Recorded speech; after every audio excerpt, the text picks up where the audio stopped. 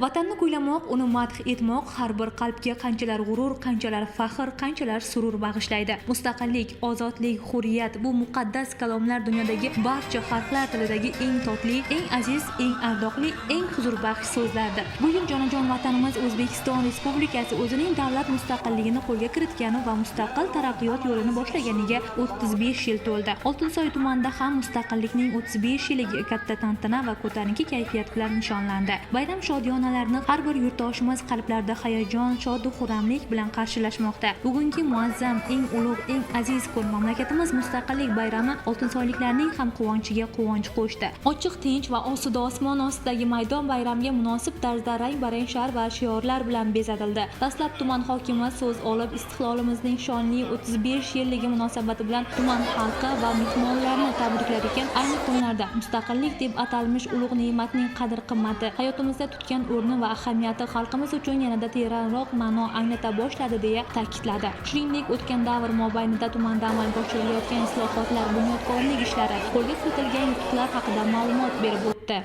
Aynan istiqlol tufayli jahon hamjamiyatidan munosib o'rin egalladik. Shu bilan har qancha faxrlansak, g'ururlansak arziydi.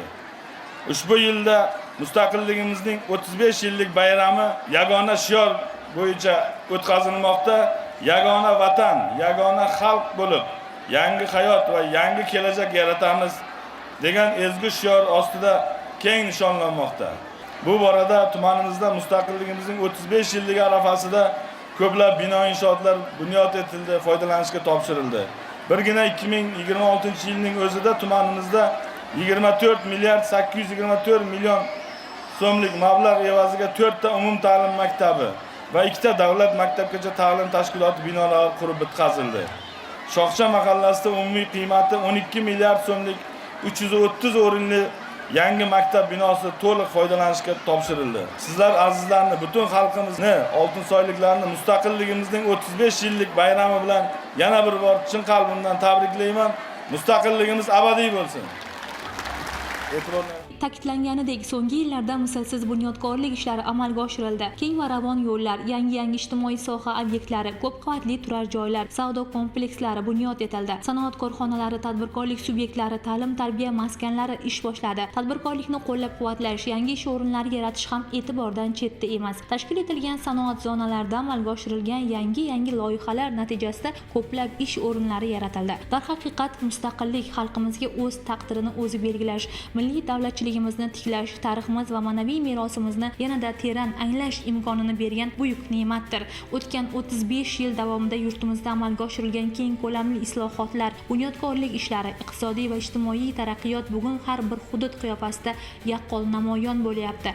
Oltinsoyda ham mustaqillik yillarida, ayniqsa so'nggi davrda salmoqli ishlar amalga oshirildi. Joriy yilning o'zida tumanda 24 milliard 824 million so'm mablag' evaziga 4 ta umum ta'lim maktabi va 2 ta davlat maktabgacha ta'lim tashkiloti binolari barpo etildi. Respublikamizning barcha hududlarida bo'lgani kabi, bugun viloyatimizning Oltinsoy tumanida ham mana shunday ko'tarinki kayfiyatda bayram tadbiri bo'lib o'tmoqda. Har bir vatan haqida kuylangan qo'shiqlar inson qalbini bir g'ururga, shukurga to'ldiradi desam mubolag'a bo'lmaydi. Avvalo mustaqilligimizning 35 yilligi muborak bo'lsin. Mana ko'rib turganimizdek, bugun Oltinsoy tumanida katta to'y tantana desak adashmaymiz. Sababi tumanimizda juda katta o'zgarishlar mana shu xalqning kayfiyatini ko'tarilishiga sabab bo'lyapti. 54 ta mahallada 197 mingdan oshiq aholining 92 mingdan ziyodini ayollar tashkil qiladi.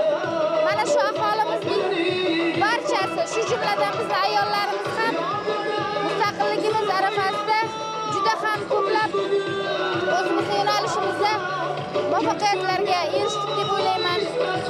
Mana shu 54 ta mahallada obod xonadon, obod ko'cha dasturlarini bajarilishi, O'zbekiston yangi qiyofasini aks ettiradigan mahallalarda bo'layotgan ishlar, bundan tashqari og'ir hududlar deb e'lon qilinayotgan mahallalarda bo'layotgan hamma ishlarni ishtirokchisi bevosita ayollarimiz. Barchani bayram bilan chin qalbimdan tabriklayman.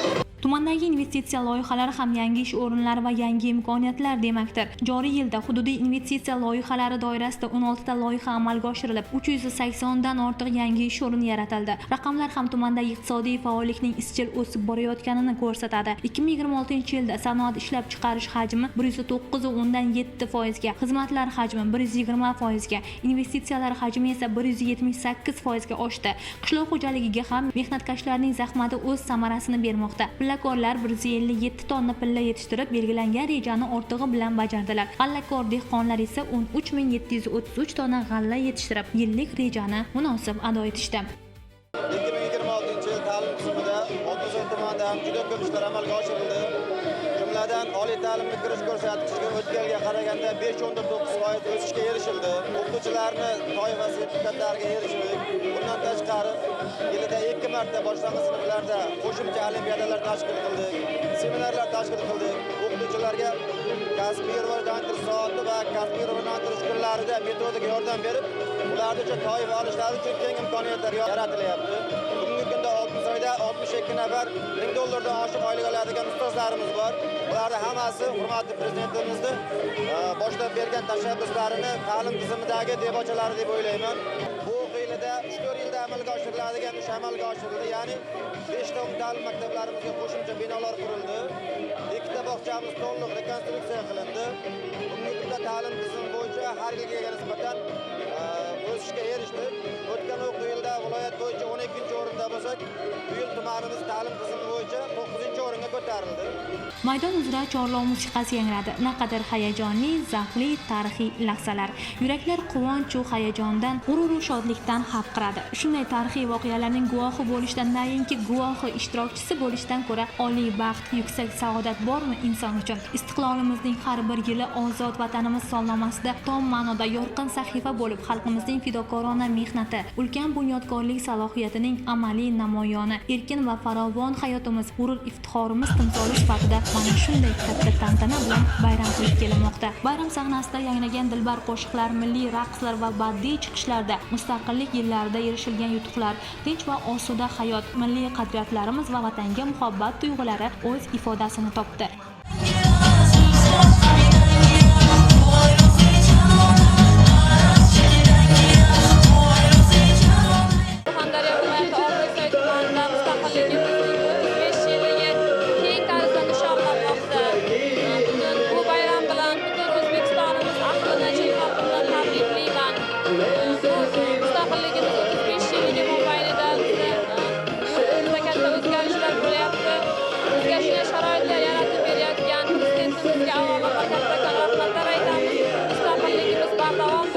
Tantanaga harbiy vatanparvarlik ruhi ham alohida fayz bag'ishladi. Maydon uzra harbiy musiqa sadolari yangrab, vatan himoyachilari shaxdan qadamlar bilan sahnaga kirib keldilar. Ularning chiqishlarida yurt tinchligi, vatan sarhadlari daxlsizligi va milliy armiyamiz qudrati tarannum etildi.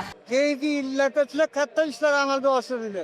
Birgina bizning mahallada, Qaratepa mahallasida Muhtaram prezidentimiz tashrifi doirasida 3 milliard so'm pul ajratilib, 3,5 kilometr yangi asfalt, piyodalar yo'lakchasi, yoritish chiroqlari, 2,5 kilometrlik yopiq kabel o'rnatilib, yaqin 6 oy ichida katta o'zgarishlar bo'ldi. Qishloqlarimiz obod bo'ldi.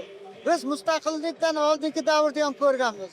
Lekin bunaqa davr, bunaqa go'zallik, bunaqa obodonchilikni hech qachon ko'rgan. Hammalaringizni bayram bilan tabrik. Mustaqillik 5 yilligini keng nishonlanmoqda Oltinsoyimiz bundan 10 yil oldin jahon eng qoloq, eng kengja rayonlardan edi. O'shanda qiyin paytda biz birga ishlaganmiz. Chiroyli rivojlangan, ko'p qavatli uylar qurilgan. Bundan tashqari mana chiroyli parkimiz qurildi. Endi mana konsertlar berilyapti. Biz bundan minnatdormiz. Yurtimizda tinchlik bo'lsin. Mustaqilligimiz abadiy bo'lsin. Mustaqillik bu faqat bayram emas, u har kuni mehnat qilish, vatan taraqqiyotiga o'z hissangni qo'shish, farzandlar kelajagi uchun munosib sharoit yaratish mas'uliyati hamdir. Bugun Oltinsoyda amalga oshirilayotgan har bir bunyodkorlik ishi, har bir yangi loyiha, har bir yaratilgan ish o'rin ana shu mas'uliyatning amaliy ifodasidir. Mana bu O'zbekiston Respublikasida mustaqilligimiz 35-yillik juda keng nishonlanmoqda. Shu jumladan mana Oltinsoy tumanida ham ko'rib turganlaringizda mustaqillik bayrami juda ko'tarinki ruhda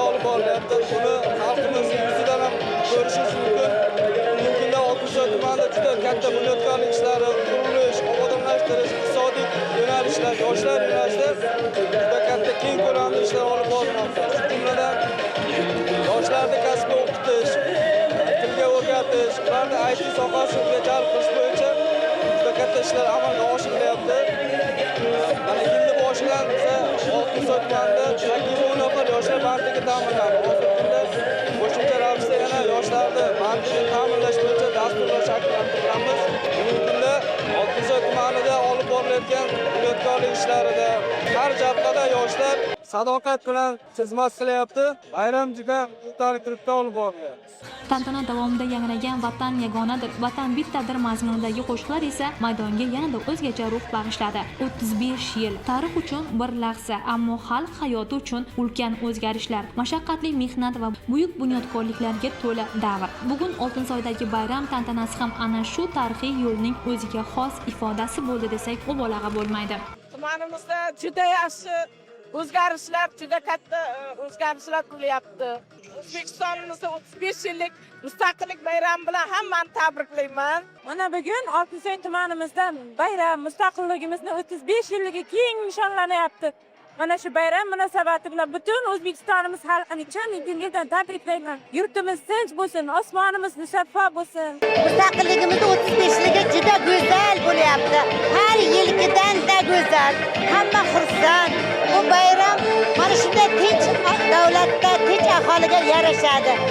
Hamisha bayramlar ko'p bo'lsin, tanijonimiz sog' bo'lsin. Hammaga bayram muborak bo'lsin.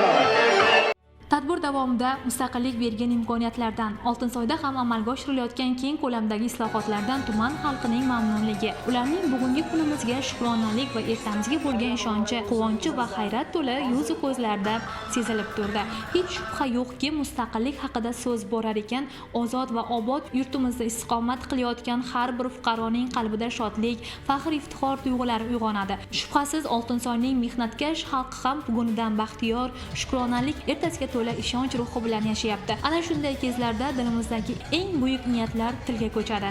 Istiqloling abadiy bo'lsin, ona vatanim. Ulug' to'ying muborak bo'lsin, buyuk va muqaddas vatanim, mustaqil O'zbekiston.